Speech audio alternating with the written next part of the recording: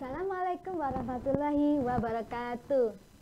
Alhamdulillah bertemu lagi dengan Kak Tati di acara Berkisah. Tapi kali ini Kak Tati tidak bersama Tuti. Kak Tati punya teman baru. Kenalan dulu ya. Tole. Aku malu. Kok malu? Ini hari pertama kamu loh berkisah di radio. Aku malu, Kak. Wah, kamu nanti rugi loh kalau tidak bertemu. Aku malu. Wah, kita hitung ya teman-teman ya, karena si Tole kan ini hari pertama berkisah di radio. Kita hitung ya. 1, 2, 3. Ayo Tole. Aku malu. Wah, Tole hitung ya. Kak tadi sampai 3. 1, 2. Nah, namanya siapa? Aku namanya si Tole. Kok Tole? Ada si katanya enggak itu? Ada dong. Apa sih katanya? Kata si Dule. Kok si Bule? Kenapa memang kamu dari luar negeri dinamai si Bule? Karena rambutku keren, Kak. Aku nih rambutku nih. Kenapa rambutmu? Rambutku kan lain daripada yang lain. Oh, lain daripada yang lain. Keren kamu. Nah, sekarang ini kan hari pertama kamu nih berkisah di radio. Gimana perasaanmu? Aku dredeg, Kak. Kenapa kok dredeg? Iya, aku dredeg. Wah, wajar kalau dredeg. Berarti kamu nanti lama-lama sudah nggak dredeg lagi. Siap berkisah? Siap, Kak. Oke, hari ini kita akan berkisah tentang kisah si Nabi Ayub. Kamu kenal siapa Nabi Ayub? Nggak kenal. Salah, Kak. Nabi Ayub itu adalah salah satu utusan Allah yang sangat sabar dan sangat patuh. Wah, keren. Iya, Nabi Ayub ini meskipun ditimpa musibah tapi tetap bersyukur. Oh, gitu. Aku dengar nih kemarin ada temanku yang bersedih, Kak.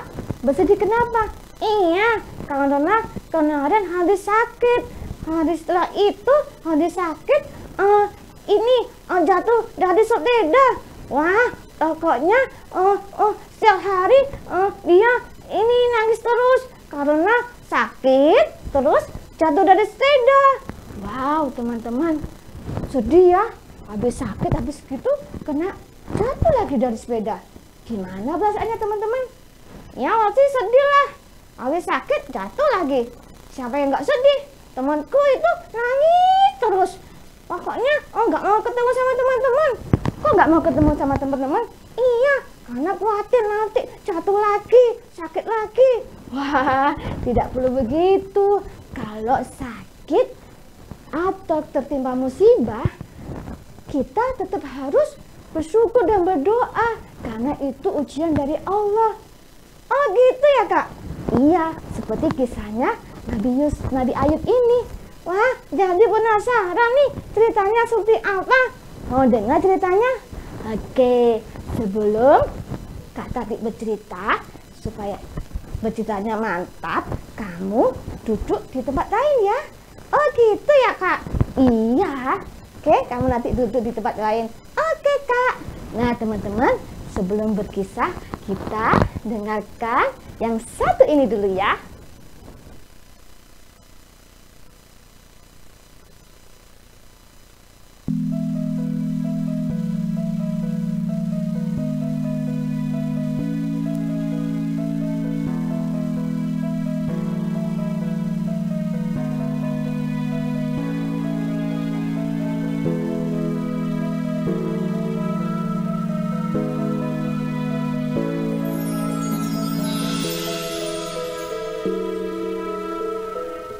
Bismillahirrahmanirrahim. Alhamdulillahirrabbilalamin.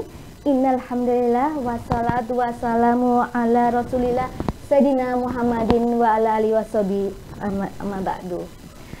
Segala puji mari kita panjatkan kehadirat Allah, Tuhan kita yang Allah Maha Pengasih lagi Maha Penyayang, serta tidak senantiasa kita curahkan salam dan salat kita kepada Nabiullah kita, Nabi Muhammad SAW, beserta para sahabat dan para keluarga. Semoga kita kelak dapat berkumpul dengan baginda Rasulullah di surganya kelak. Amin. Baik, teman-teman atau adik-adik semua yang sedang menyaksikan di acara radio ini, Kak Tati akan berkisah tentang kisah kesabaran Nabi Ayub alaihissalam. Ya, kita mulai ya. Di suatu negara Yordania, di mana ada seorang nabi yang diutus oleh Allah untuk memimpin atau untuk berdakwah di kaum Rub atau di kota Hirun. Namanya Nabi Ayub. Ya, Nabi Ayub ini diutus oleh Allah kepada kaum Rum yang ada di kota Hirun. Nabi Ayub ini dikenal nabi yang sabar, memiliki harta yang banyak, anak yang soleh, dan sangat dermawan.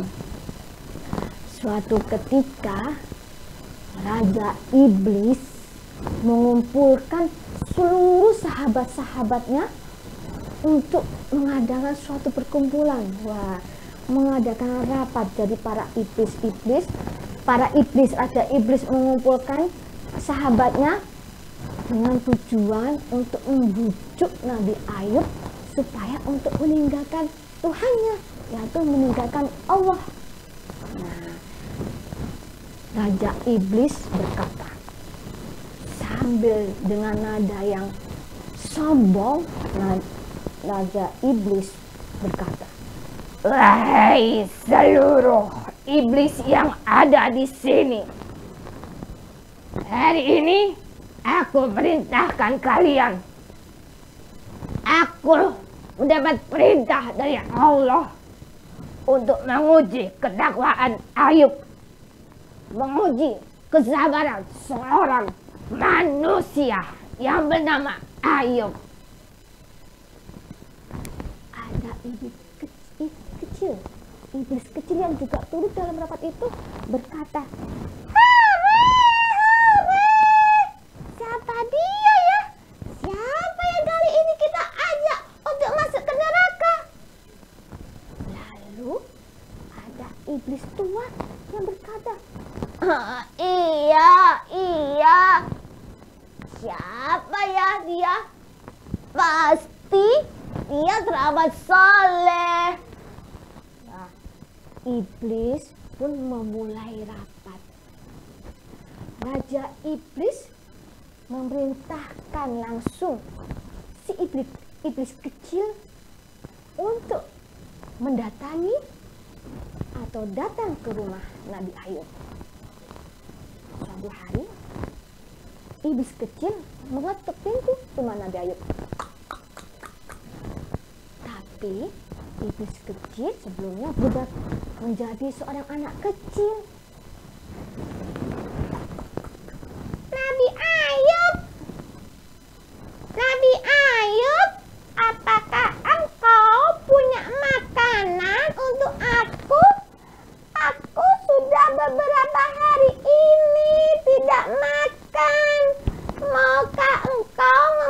berikan aku makanan?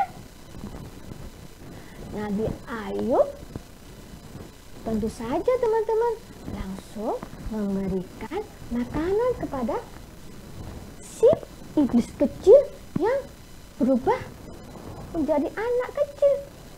Nah, tapi karena niatnya si iblis kecil itu memang jahat, diam-diam si iblis kecil itu memberi makanan yang sebelumnya sudah diberi racun, dan makanan itu diberikanlah ke ternak-ternak milik Nabi Ayub.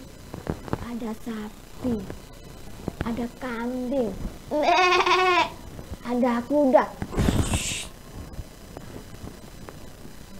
Ketika binatang-binatang itu memakan makanan yang diberikan oleh si iblis kecil, langsung saja semua binatang ternak mati. Wow.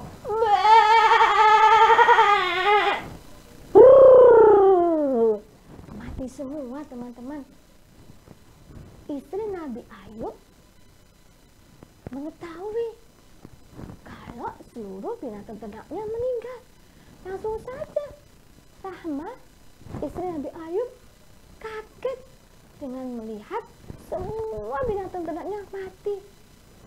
Rahmah berteriak memanggil suaminya.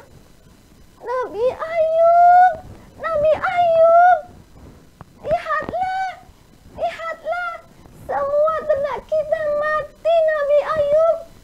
Lihatlah, semua ternak kita mati. Di mana? Di manakah Tuhanmu, Nabi Ayub? Di manakah Allah yang Maha Pemberi rezeki?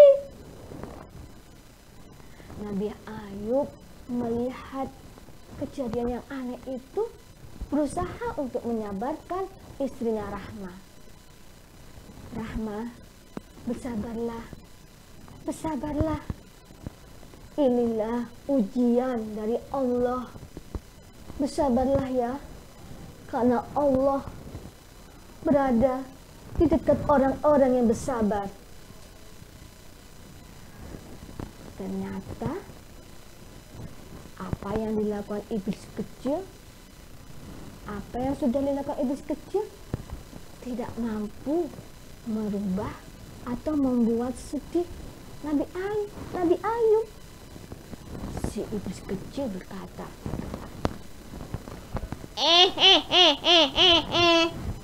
Nabi Ayub, lihatlah itu tuh, binatang ternakmu sudah mati semua. Di mana Tuhanmu yang Maha melindungimu, yang memberikan kamu rizki? Di mana? Lihatlah, semua binatang ternakmu mati. Sekarang engkau tidak memiliki apa-apa. Melihat itu adalah kelakuan dari si iblis kecil, dan apalagi si iblis kecil itu berusaha untuk membuat Nabi Ayub beralih dari Allah, Nabi Ayub marah. Jadi ini ulahmu, iblis kecil. Tidak, aku tidak akan berpaling dari Allah. Nah teman-teman, tidak sampai di situ aja. Apa yang akan dilakukan si iblis? Masih ada rencana. Karena si iblis kecil tidak berhasil membuat Nabi Ayub berpaling dari Allah, maka kali ini iblis yang lebih besar lagi, lebih tua lagi, berniat untuk membuat Nabi Ayub kesusahan. Nah, kali ini adalah iblis tua, teman-teman. Iblis tua itu menyamar sebagai kakek-kakek tua.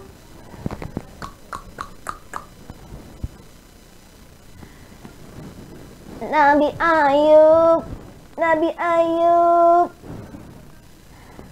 tolonglah aku. Bolehkah aku bermalam sejenak di rumahmu? Aku sudah capek, aku butuh istirahat.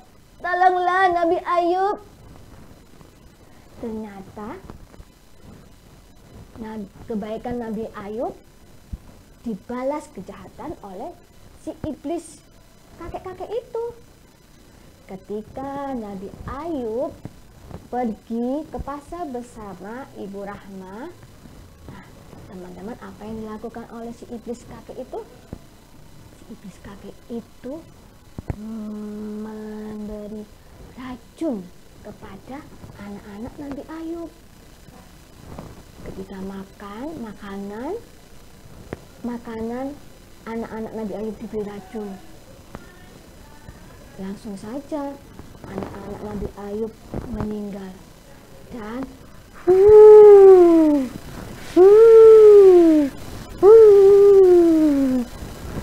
si iblis kakek itu meniupkan angin yang sangat kencang sehingga mampu merobohkan rumah Nabi Ayub. Rumah Nabi Ayub bruk, bruk, bruk, bruk, roboh dan menimpa anak Nabi Ayub yang sudah meninggal akibat diracun. Para sahabat memberi kabar Nabi Ayub akan kejadian yang sudah menimpa anak-anak Nabi Ayub. Innalillahi wa inna ilaihi raji'un. Anakku, anakku. Ibu Rahma tentu bersedih, teman-teman, karena melihat anak-anak yang sangat disayanginya meninggal. Nabi Ayub, innalillahi wa inna ilaihi raji'un. Ya Allah, Ayub, anak kita meninggal. Ayub, Ayub, di manakah Tuhanmu, Ayub? Kenapa tidak bisa melindungi anak-anak kita, Ayub?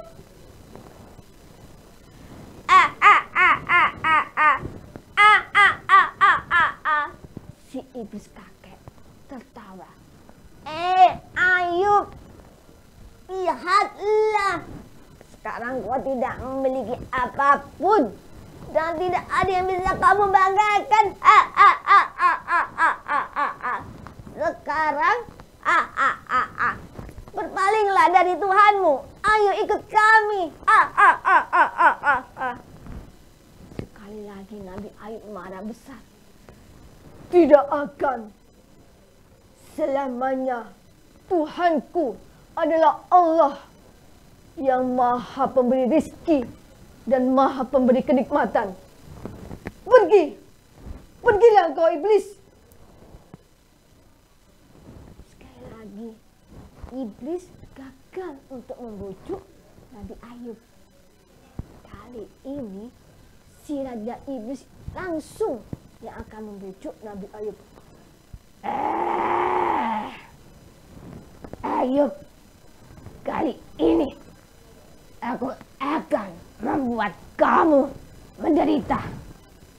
Lihatlah, kamu akan merasakan penderitaan. Apa yang dilakukan oleh Raja Iblis? Raja Iblis meniupkan penyakit ke telinga Nabi Ayub.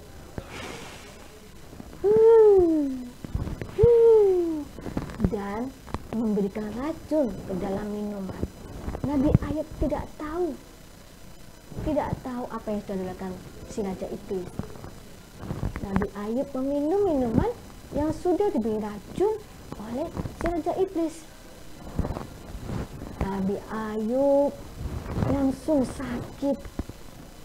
Ya, badannya penuh dengan luka dan bercak-bercak. Sakit bukan untuk 1-2 hari, atau sebulan, atau setahun. Tapi lama Nabi Ayub merasakan sakitnya itu. Orang-orang tidak ada lagi yang mau berkumpul dengan Nabi Ayub karena lukanya itu. Yang dirasa oleh orang-orang sangat menyedihkan dan membawa bau. Jadi membawa aroma yang tidak menyenangkan. Jadi orang-orang yang banyak menghindar dari Nabi Ayub bertahun-tahun. Rahma lama-lama menjadi menyerah, tidak kuat lagi untuk mendampingi suaminya Nabi Ayub. Nabi Ayub, sudah lama kita menderita seperti ini. Kita sudah tidak punya apa-apa lagi. Dan sakitmu tidak kunjung sembuh. Mana Tuhanmu, Nabi Ayub? Di mana Tuhanmu yang Maha Pemberi rezeki dan Maha Pemberi nikmat? Istriku Rahma, bersabarlah. Ini adalah cobaan dari Allah. Kita harus bersyukur. Kita sudah lama menikmati kenikmatan yang sudah Allah berikan. Coba kamu ingat, sudah berapa lama Allah memberikan kenikmatan kepada kita? Ya, sudah 70 tahun Nabi Ayub. Lalu, sudah berapa lama penderitaan ini yang kita rasakan? Ya, sudah 18 tahun. Lalu, nikmat apa yang tidak engkau rasakan yang sudah Allah berikan kepada kita, Rahmah? Begitu banyak dan begitu lama Allah menyayangi kita, mengasihi kita dengan nikmat-nikmatnya. Tapi aku sudah tidak kuat lagi, Nabi Ayub. Tidak kuat lagi. Aku ingin pergi. Maafkan aku, Nabi Ayub. Aku ingin pergi.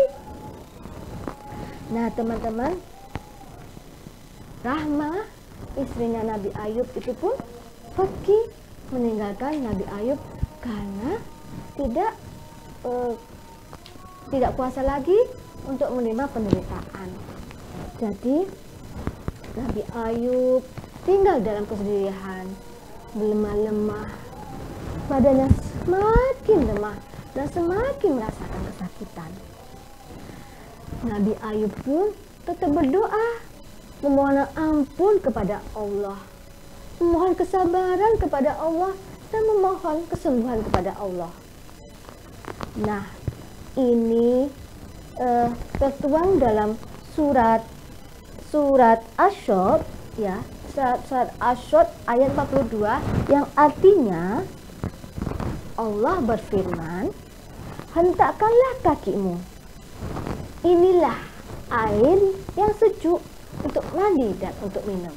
Jadi teman-teman, setelah Nabi Ayub memohon kepada Allah, meminta kesembuhan kepada Allah, dalam surat Asy-Syu'ara ayat 42 Allah berfirman, inilah air yang sejuk untuk mandi dan untuk minum. Jadi ketika ayat itu muncul, Nabi Ayub menghentakkan kakinya ke lantai. Pok, pok, pok.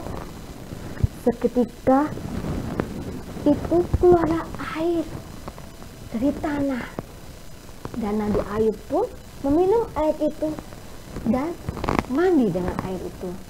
Seketika seluruh tubuh yang berpenyakit sembuh, bersih, dan bahkan memberikan harum yang luar biasa. Allah pun juga mengembalikan seluruh kekayaan yang telah hilang. Nah, kejadian ini tertulis dalam surat Asy-Syu'ara ayat 43 yang artinya, dan kami anugerahi dia dengan mengumpulkan kembali keluarganya, dan kami lipat gandakan jumlah mereka sebagai rahmat dari kami dan pelajaran bagi orang-orang yang berpikiran sehat. Nah, teman-teman, Nabi Ayub sudah kembali sehat dan kembali menjadi orang yang kaya dan dermawan. Istrinya Rahmah kembali kepadanya. Wahai Nabi, ternyata Allah benar-benar telah mengujimu dan menjadikanmu orang yang sabar. Maafkan kesalahanku yang telah meninggalkanmu. Jadi Rahma menyesali karena telah meninggalkan Nabi Ayub. Lantas Nabi Ayub berkata, "Wahai istriku, sebagaimana janjiku kepadamu, ketaatanku hanyalah kepada Allah, dan Allah yang maha mengetahui dan lagi maha bijaksana." Nabi Ayub tatkala itu pernah bersumpah akan memukul istrinya akibat kelalaiannya dalam merawat beliau. Jadi untuk memenuhi janjinya, Nabi Ayub melaksanakan sumpahnya untuk menghukum Rahma yang sudah meninggalkannya. Tapi hukuman ini semata-mata untuk sebagai rasa taat Nabi Ayub kepada Allah. Dan hukuman ini tidak meninggalkan rasa sakit. Di dalam surat Asy-Syad ayat 44 yang artinya, "Dan ambillah seikat lumpur dengan tanganmu, lalu pukullah istrimu sekali saja dengan itu, dan janganlah engkau melanggar sumpah yang pernah kau ucapkan." Jadi Nabi Ayub menepati janjinya untuk memberikan hukuman kepada istrinya yang telah meninggalkan dirinya, yang telah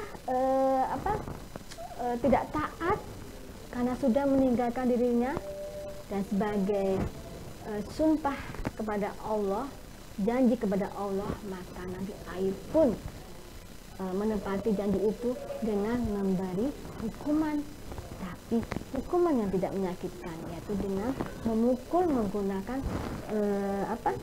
seikat rumput, kemudian dipukul dengan sangat ringan. Nah teman-teman, itulah kisah kesabaran Nabi Ayub alaihissalam. Semoga dengan kisah tadi kita semakin bersyukur, semakin bersabar, dan semakin bertakwa kepada Allah SWT. Semua musibah, sakit, kelaparan, atau mengalami kecelakaan atau musibah-musibah lain, kita harus yakini bahwa itu ujian dari Allah sebagai ketawaan, sebagai uji ketawaan kita kepada Allah. Barang siapa sabar dengan segala ujian yang Allah berikan, akan mendapatkan mendapatkan pahala dan tingkat ketakwaan yang lebih tinggi. Nah teman-teman, jangan menyerah, kita tetap semangat. Apapun yang Allah berikan itu adalah yang terbaik untuk kita, karena Allah memandang umatnya dari segi ketakwaannya, bukan dari segi yang lain, bukan kekayaan, ketampanan, keberhasilan, ataupun kesuksesan, tapi Allah memandang umatnya dari segi ketakwaan. Semakin bertakwa, iman kita akan semakin tinggi derajat kita di hadapan Allah. Nah teman-teman, semangat dalam menjalani semua aktivitas kita, semangat dalam menjalani takdir Allah. Semoga kita ditakdirkan untuk menempati derajat yang tinggi di hadapan Allah, dan semoga kita bisa berkumpul di surganya Allah, berkumpul dengan baginda Rasulullah, para sahabat, dan para nabi-nabi yang lain. Terima kasih, semoga bermanfaat kisah Nabi Ayub ini, dan kita bisa kembali lagi di pekan berikutnya dengan kisah-kisah yang lain. Terima kasih, mohon maaf apabila ada salah-salah kata. Wassalamualaikum warahmatullahi wabarakatuh.